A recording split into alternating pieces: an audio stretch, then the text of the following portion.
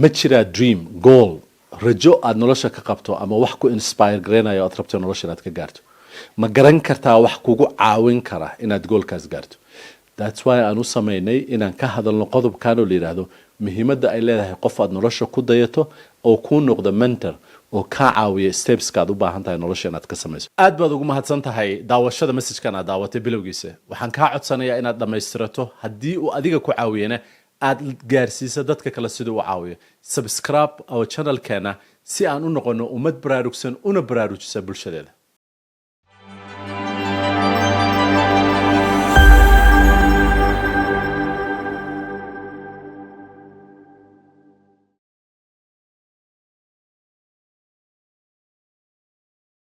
السلام عليكم ورحمة الله وبركاته والله وعلى السلام يا ملك استوديون كجوكتان ولكن فرحان وعشر كنو سعودي مالك ونسديدا ما أنت عشر كنو وحوق السياح وحادي آد مهمة وأن شعلان لها إن أتكفى إيدي ستو سيدي أنا نجاب وقفة إيدي ستو وحالي هذا the law of modeling modeling is يا تكود ديانيسا يا دي الشمودن أو أتكود ديانيسا وحالي هذا نلوشو قيمة ملهن أما مواناك سنة haddii aysan jirinin qof aad ku dayanayso ama aad follow garanayso macna ma sameynayso qof kaliya noloshiisa macna ma sameeyso waxa la yiraahdaa the most important word ereyga ugu ajiibsan ee qof leader uu dhihi karo is follow me why because research waxay tusaysaa 89% of the things aan barano ama aan sameyno ama aan wax ka fahno is a visual way aragti way marka leaderka uu dhaho follow me haduu yahay diin leader haduu yahay siyaasad haduu yahay ganacsi haduu yahay qoyskeena anything uu yahay when the leader says you follow me wuxuu organize gareynaya ama diyaarinaya visual ama aragti inuu wax ku hogaamiyo oo ay dadku u arki karaan in example ana ay u arki karaan life marka noloshu ma ahan barasho ma ahan noloshu waa barbaarin iyo wax soo saarid way meeqa qof baa taqaanayo wax baratay oo barashada cilmi badan haysa laakiin aysan jirinin productions ama producing things aysan ku soo saareen cilmigu wax wanaagsan waay aragtidu wax wanaagsan waay samaysku wax wanaagsan waay laakiin leaderka aan ka hadlayno ama aragtida laga hadlayo qofku waa inuu leeyahay arintaas ayada waxa ugu wanaagsan marka oo authority-ga ama qofka uu ku ingarayn karo noloshu ma ahan hadalka waa wax qabadka waay leaderku wuxuu wax ku inkarayn karaa wax araga ma ahan qabashada lixdan qodob marka oo soo socota hadii rab raali ka dhigo waxaan emphasize gareyn doonaa ama sharaxi doonaa muhiimada uu leeyahay qofkaas ku noqonaya example-ka ama la yiraahdo mentorka la yiraahdo muhiimada uu leeyahay worthiga uu mentorku leeyahay ama uu leeyahay community-geena Soomaalida ah in badan oo anaga naga mid ah ma naqaano wax mentorship la yiraahdo ama wax mentor uu yahay dad baa saddex qaybood waay qof baa waxaad leedahay waxaan aad sameynayso yaad uga dayanaysaa ama yaad ka baranaysaa waxa uu ku leeyahay cidna ugama dayanayo cidna kama baranayo waxaan waa wax aqligayga iyo maskaxdayda aan ku keensaday qof fiican waaye laakiin iska badaba mayris buu ku jiraa waxaana laga yaabaa inuusan meel fog tagin baa laga yaabaa qof kale aad arkaysaa waxaad leedahay war waxaan aad sameynaysaa yaad kaga dayanaysaa seesa u sameynaysaa wuxuu ku leeyahay waxaan kaga dayanayaa qof hebel hadday diin tahay hadday ganacsi tahay hadday qoys tahay hadday isbedel nololeed tahay hal qof buu qabaa ama hal qof buu haystaa oo u aaminsan yahay inuu mentor uga yahay nolosha oo dhan iyo qiimaha nolosha waxa ay tahay oo dhan uu u aaminsan yahay marka qofka ugu habboon waxa waaye qofka garanaya inuu ka barto ama ka ogaado qof walba waxa uu ku habboon yahay ama uu ku wanaagsan yahay waxa la dhahaa good mentor is worth of example qofka mentorka ku noqonaya ama nolosha aad follow garanayso waa inuu worth it yahay ama uu u qalmo nolosha example-ka ama picture-ka uu ku tusayo oo aad raacayso we become waxaan noqonaa ama raacnaa dadka aan admire garanayno ama aan follow garanayno ama model noo ah oo aan ku dayanayno yaad ku dayanaysaa modelka waxa laga rabaa matureka qofka ama qofka qaangaarka xagga maskaxda ka in uu aayada quraanka Ilaahay subhanahu wa ta'ala ku leeyahay alladina yastami'una alqawla fayatami'u in aad qof xun oo ma aragtay khabiitha aad ka qaadan karto wixii anfaca oo aadan tuurin in qof laga yaabo waxyaabo badan aad ku kala duwantahay laakiin that's require maturity ama aqli bay u baahan tahay meeqa taqaana ethics ciyaartooy oo celebrities ama political people ama siyaasad ku jira ama business people oo ku jira oo u ah dadka example ama moral oo dadku ay ma aragtay raacayaan noloshooda oo bad behavior sameynaya those are not a good example maaha. Moral ma u noqon karaan, standard uma noqon karaan, ama aragti uma noqon karaan, noloshan uma noqon karaan. Laakiin waxaa laga yaabaa waxyaabaha wanaagsan ay sameeyeen inaad ka qaadato oo aad kaga dayato. And it's not wise aniga adigana aqli fiican oo ma aha in nolosheenu ay laba tahay, public iyo private inaan laba ku kala nool lahay. Otherwise noloshaadu mentorship ama cidna mentor uma samayn kartay, dadka mentoriskana sama samayn karaan. Qofka marka mentorka muxuu sameeyaa ama mentoriska ama coacheska maxay sameeyaan? Inta badan they cast the vision kay cast gareeyaan, laakiin few ama only people baa dadka waxay tusaan mentorka visionkaas ama aragtidaas ay dadka tusayaan inaysan only ma aragtay inaysan u kasta gareeyin uga sheekeynin, laakiin ay tusaan oo ay example u noqdaan oo ay dhahaan sidaasay wax u shaqeynaysaa. Number 2, good mentors ama qofka mentorka kuu noqonaya waa inuu available yahay waay. Availability-ga mentorka waxa waay macnaheeda waxa example-ka uu sameeynayo inuu available ku tahay waaye, ku dayashadiisa inay example ku tahay waaye, yaa mentor ku ah. I understand in badan oo anaga naga mina mentorship-ka saan hore u sheegay ma garanayno, laakiin markaan businessada ku jiray saan hore uga sheekay waxaan lahaa different mentors and different people oo example ku sarab garanay, because businessada iyo waxyaabahan soo maray qayb kamid ah waxaa jiray business qofka mentorka ku ah ama ku guide garaynaya in ka dhaxayso dan caam ah iyo dan khaas ah. Danta caam oo in ka dhaxayso waxa waaye maybe lacag baad siinaysaa, maybe markaad guulaysato ama aad guul gaarto buu guushaada qayb ku leeyahay, maybe ma aragtay si ilaahay dartiisa ku caawina. Laakiin all those mentors waa inay available ku yihiin, waa inaysan ahayn waayo waxaan available ahayn. Marka ugu horeysan mentorship raadinayso waxaa laga yaabaa mentorkaaga inuusan kuu dhoweyn, aadan arki karin book aad mentorkaaga yahay, maybe inuu cajalad kaaga yahay ama video uu kaaga yahay, laakiin mentorkaagu gabagabada iyo goolka waa inaad heli karto oo uu tusid iyo taabasho kuu samayn karo. Waa inuu waxa ku tusi karo, waa inuu waxa ku taaban karo.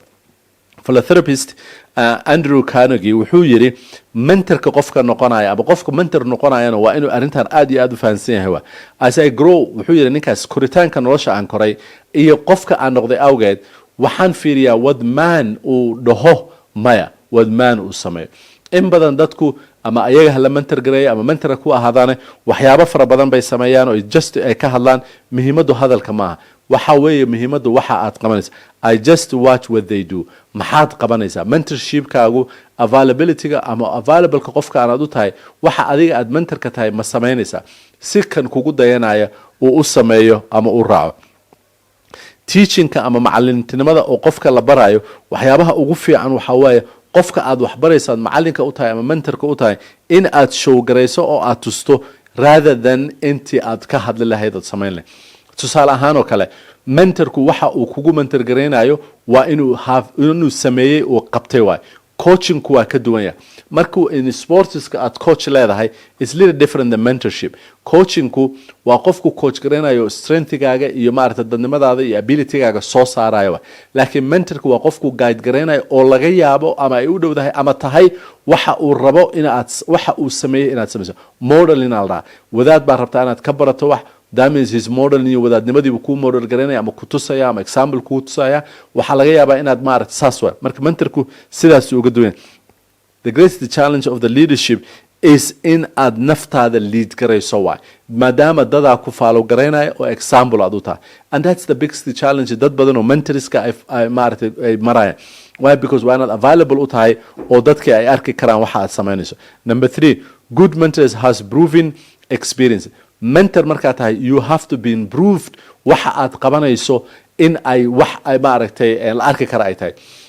And that's waxaan loo yiraahdaa mentor waa qof sameeyay oo dhameeyay oo ku tusay wadadii uu maray. Waxaa la yiraahdaa marka that is the difference between qofkan oo aan saxda ahayn oo fake mentorka ah iyo qofka saxda ah. Qofkan qof wixii sameeyay oo garanayo oo wadadii ku tusayo.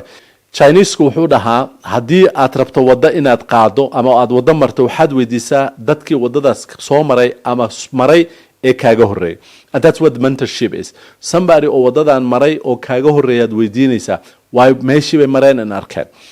Inta badan marka annaga luuqadeena ama dadkeena ma kala fahansanin waxa mentor uu yahay ama mentor uu yahay iyo waxa ama uu coach ku yahay ama waxa uu yahay qofka caqliga ama ideada kugu sharaxaya waxuusan weligiisa aliis tagin oo mentoring gareynin.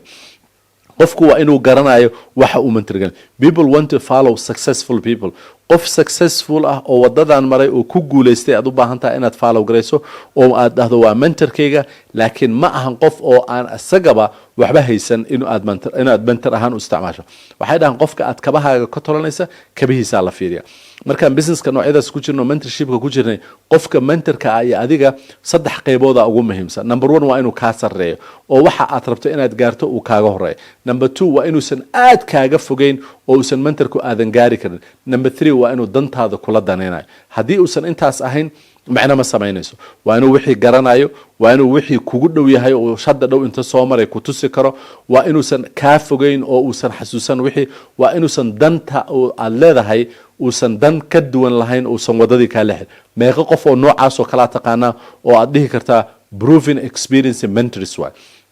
it's only few people baan aniga aqaanaa ama aan dhihi karaa those are the mentorska ama dadka fiican good mentors possess in wisdoms good mentorka ama mentorka fiican wuxuu haystaa ama possess gareeyay in wisdom xigmad iyo maaragtay an idea mentorka fiican marka xigmadiisa waxaa ka mid ah in uu garanayo xeelada aad u baahan tahay in aad xarigaaga ku xirato xooga aad u baahan tahay inaad ku shaqeyso in ma aragtay xuruufta ama erayada aad u baahan tahay inaad isticmaasho that's the mentorshipka saxda ah aad u baahan tahay and that's the secret of the mentorship mentorship have to have in wisdom mentorship have to have in that idea waxaa la yidhi the value of the mentor waxaad ku fahmi kartaa ninkii masaabiirka ama boolka xiray ee biilka soo dirsaday markuu biilka soo dirsaday oo ninkii iska lahaa u arkaya $1 one things buu qabtay oo aad iyo aad u yar ama bool buu xiray ama masaabiir buu meel ku dhajiyay ninkii marka meesha iska lahaa u arkaya markuu shaqadii qabtay $1 oo biil soo dirsaday ama 10,000 buu soo dirsaday wuxuu ku dhahay inuu shaqadaad qabatay aad ay u yareed say suurtagal ku tahay inaan intaas oo lacag ku bixiyo wuxuu yiri waxay suurtagal ku tahay kuu sheegaa $1 waa masaabiirkii aan adkeeyay ama boolkii meesha aan ku dhuftay laakiin inta kale oo lacagta 99.99 ka kale waxa waaye in aqoonta iyo wisdomka aan garanayo waxa ka hadlaysanayo adiga aad fahmi kartay daa micnaheedu waxa weeye qofka mentorka waa inuu wisdom leeyahay waa inuu xikmad leeyahay xikmadana ilaahay subxaanahu wa tacaala in badan buu ka hadlay xataa marka dadka diinta islaamka loogu yeereeyo xikmad bay u baahan tahay markaad business galaysa xikmad bay u baahan tahay markaad dad wadaysa xikmad bay u baahan tahay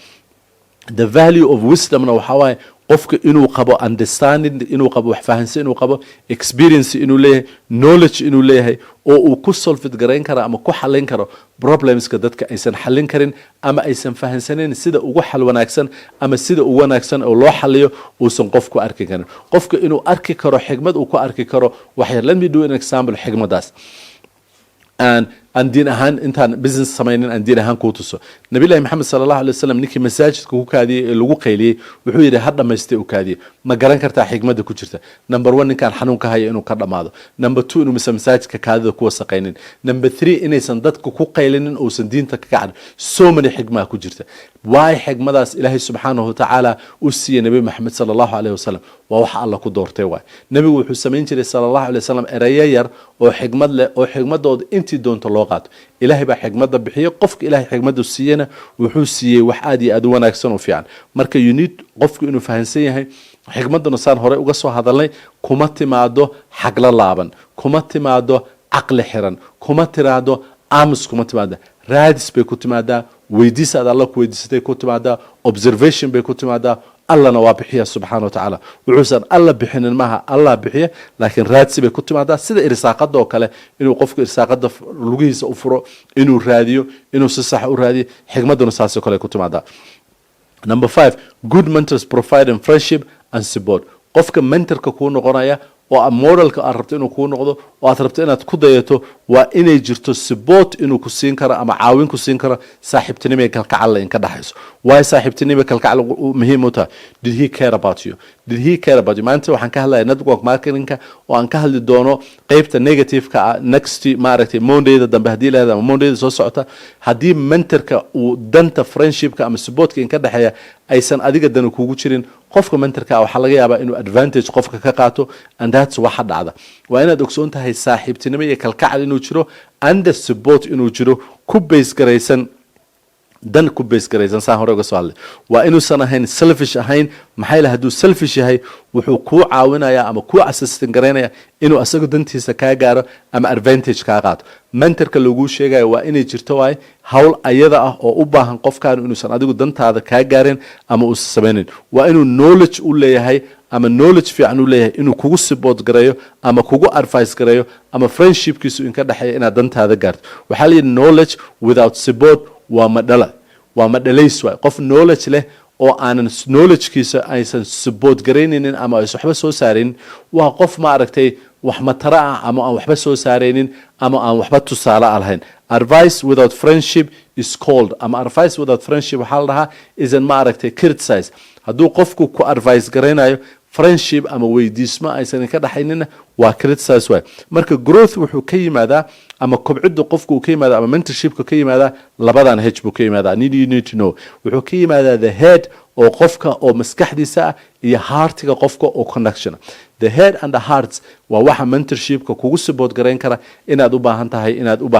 baahan tahay inaad ku ogaan karto kan ugu dambaysa good mentor or coach who makes mentor ama coach ama mentorku waa qofka sameeya the differencega dadka nolosha waa difference maker waay markaad qof mentorship ama coach aad u tahay difference maker aan ku tuso who's a mentor who's a coach business mentorsku ama business coachesku ama business mentorsku waa qof sameeya wixii garanaya kugu aad garanaya value iyo idea kugu aad garanaya desire of life is wuxuu kugu aad garanaya in value buu kugu aad garanaya value-gaas uu kugu taraayo oo micnaheedu yahay noloshaada inay difference samayso oo aad meel ka gaarto nolosha marka mentorku kugu device garanaya nolosha micnaheeda iyo desire of life micnaheeda waxa waaye inaad dad wax tartood value ku darto qiimaha nolosha ugu qiimo badan saas waay marka waa inuu qofkan ogsoon yahay not only taken maaha noloshaan maxaad qof uga tegaysaa waxaan ka soo hadalnay qofka inuu example noqonayo